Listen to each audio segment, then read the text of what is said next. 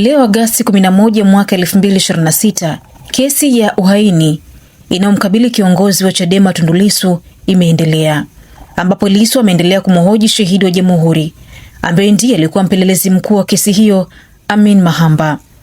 Lissu alimalizia siku ya leo kwa kuhitimisha kuwa jeshi la polisi limekuwa likimwonea kwa miaka 25, ambapo alieleza mahakama mara ya kwanza kukamatwa na polisi ni mwaka 2002 kwa kutetea wananchi migodini. Anaeleza pia alikamatwa mwaka 2011 na mwaka 2012 akiwa mbunge, na pia mwaka 2015 Lissu ameieleza mahakama katika kipindi cha mwaka 2016 mpaka mwaka 2017 alikamatwa mara 8, na baada ya hapo aliishia kupigwa risasi na wasiojulikana, ambapo anaeleza jeshi la polisi lilikataza watu wasimuombee na kumchangia damu. Lissu alieleza mahakama kuwa kesi zote alizofunguliwa na polisi hazikumalizika katika kipindi cha miaka 25, kwani zote polisi wamekuwa wakizifuta wenyewe. Kumekuwa na kampeni ya kunionea kwa miaka takribani 25. Nimekuwa naonewa kama ninavyoonewa kwenye kesi hii. Kwa karibu robo karne ya jeshi la polisi limenionea sana kwa kunifungulia makesi ya uongo. Nimeonewa sana na jeshi la polisi, alieleza Lissu. Katika mkakati wake wa kumhoji shahidi, Lissu alianza kugusa masuala ya kiutaratibu katika kesi hiyo, ikiwemo nyaraka za taratibu kama zilifuatwa. Baadhi ya maeneo yaliyoibua mjadala ni pamoja na hati ya kiapo cha shahidi iliyoeleza mashahidi walihitaji ulinzi kufuatia vitisho vilivyokuwepo.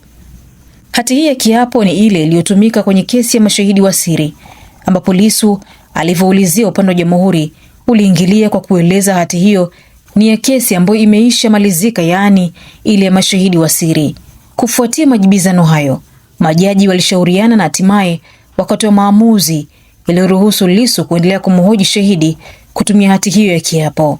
Baada ya Lissu kumhoji shahidi, mambo kadhaa anamueleza shahidi. Kwa mashahidi wote ambao kwenye hati yake ya kiapo alisema walikuwa wakipokea vitisho, alivyouliza mahakamani, wote walisema sio wao wala ndugu zao waliopokea vitisho.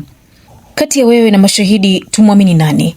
Lissu aliuliza, ambapo Mahamba alijibu ni yeye aaminiwe. Lissu aliendelea na kumhoji shahidi. Nyaraka nyingine iliyozua gumzo ni nyaraka ya maelezo ya shahidi iliyopewa jina D15. Lissu anamuongoza shahidi kwa swali, kilelezo namba 15, waeleze majaji nani aliandika hayo maelezo. Shahidi akajibu, ni mimi mwenyewe. Lissu akamtaka aweleze majaji kama shahidi ana mamlaka kujiandikia maelezo, ambapo shahidi huyo akajibu kuwa shahidi yeyote ushahidi wake lazima uchukuliwe na afisa wa polisi. Ushahidi huo akaeleza zaidi na kusema kifungu husika, akijieleza shahidi akiwa afisa wa polisi na kuwaje, ambapo Lissu anamuuliza, kwa hiyo unajiandikia, na kuuliza zaidi nani aliyekuonya kama shahidi na tamko la onyo la ushahidi ulilitoa mbele ya afisa gani wa polisi, ambapo shahidi alieleza nimeandika mwenyewe. Baada ya kutoka kwenye nyaraka, Lissu akaanza kugusa mzizi wa kesi, ambapo ni video husika. Akahoji kuwa nyaraka za mashtaka zinasema alichapisha kwenye YouTube na Jambo TV. Lissu akauliza kama yeye ni mfanyakazi, mtangazaji, mpiga picha au mkurugenzi wa Jambo TV, na pia kama ana password ya kituo hicho. Shahidi akajibu kuwa hana uhakika. Wewe ulikuwa mpelelezi mkuu na huna uhakika wa yote haya? Anahoji Lissu.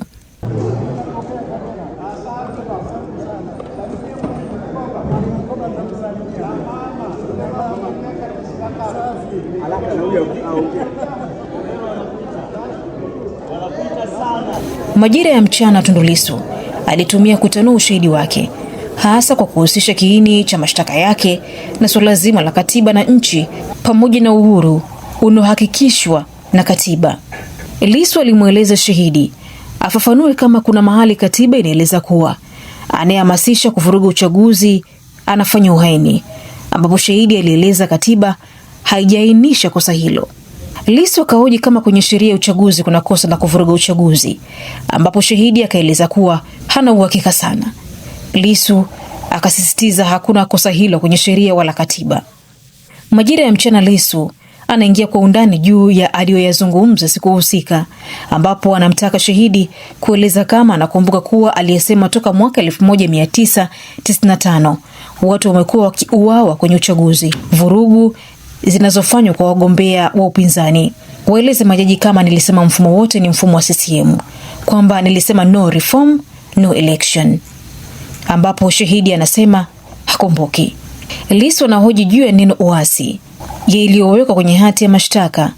Alipomuuliza shahidi maana yake, shahidi alieleza kitendo cha kusaliti nchi, ambapo Lissu aliamua kumpa shahidi kamusi asome maana ya neno uasi, ambapo shahidi alisoma kuwa ni kitendo cha uvunjaji sheria inachofanywa na kikundi cha watu kwa lengo la kubadili mfumo wa kisiasa wa nchi. Pia alieleza ni tendo la kupinga wenye mamlaka au kupinga sheria na taratibu.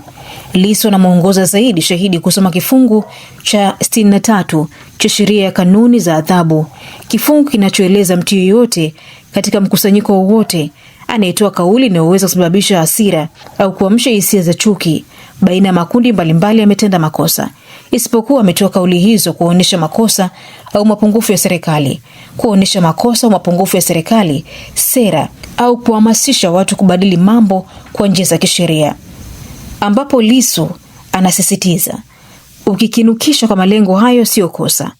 Ukisema tumechoka kuuawa kwa sababu ya uchaguzi sio kosa. Lissu anamhoji shahidi kama anakubaliana tafsiri yake ambayo shahidi anaeleza hakubaliani nayo. Moja eneo lililozua mjadala ni pale Lissu alivyouliza kama vyama vya siasa vina haki ya kufanya mikutano ya hadhara na mikutano ya ndani, ambapo Lissu alimuuliza shahidi kama mkutano wa Aprili 3 mwaka 2025 ulikuwa mkutano wa halali. Shahidi akajibu hakumbuki kama ulipata kibali halali. Lissu akahoji chama cha siasa kama Chadema hakiruhusiwi kufanya kikao cha ndani bila ruhusa. Shahidi anajibu ndio, wanahitaji kibali kwa mujibu wa PGO, yani kanuni za polisi. Shahidi anasoma PGO 402 inayosema chama au mgombea atawataarifu polisi katika eneo husika, eneo la kikao na muda wa kikao husika, kuwezesha polisi kuunda eneo husika.